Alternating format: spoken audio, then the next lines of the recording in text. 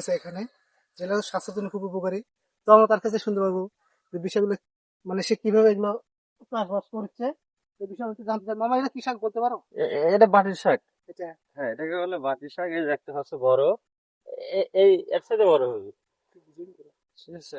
আমি তো বাটির এগুলা শাক।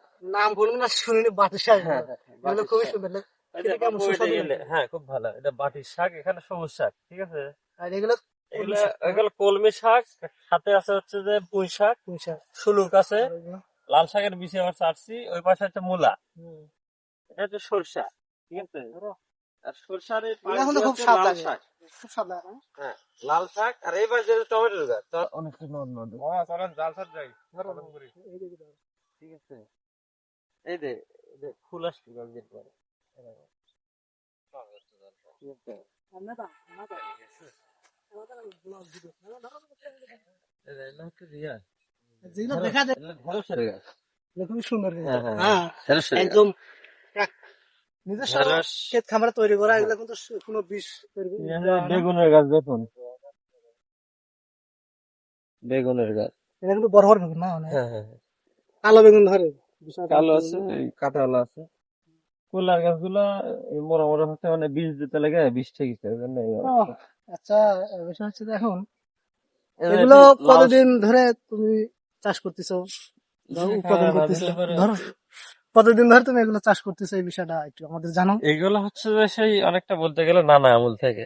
নানা করছে, হুম। করার পরে আব্বার কাছে শিখছি। আব্বার আসে না খুব একটা, ওই দেখতে আসে মাঝে মধ্যে, তো একটা সময় নিজেরাই করতাম। এই হচ্ছে প্রায় 5 কাঠা 7 কাঠা নিয়ে করতাম। দেখুন আসলে শখের বশে এটা করায়, অনেকদিন পরেই এটা করছি। গত বছর আমি হচ্ছে যে, শখের বাসা করলে কিন্তু এটা একটা তোমার হ্যাঁ, হ্যাঁ, পরিবারের দিক থেকে সাপোর্ট অবশ্যই। দেয় কারণ অবশ্যই। হচ্ছে যে গত বছর আমি এখানে টমেটো করছি, ইয়ে দিয়ে মাছা করছি, ঠিক আছে?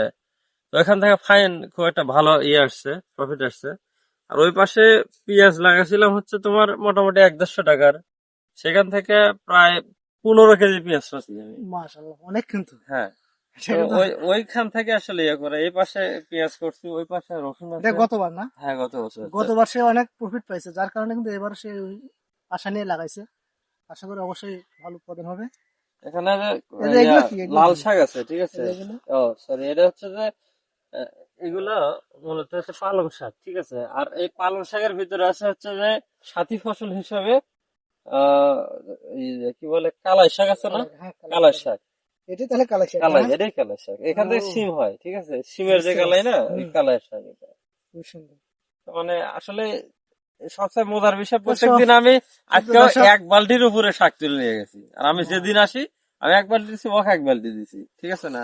বুঝতে পারছি। এরকম মানে আমি আসলে পরেই হিউজ পরিমাণ শাক নিয়ে যায়, এটাই সবচেয়ে ভালো লাগে বুঝতে পারছি। সপ্তাহে।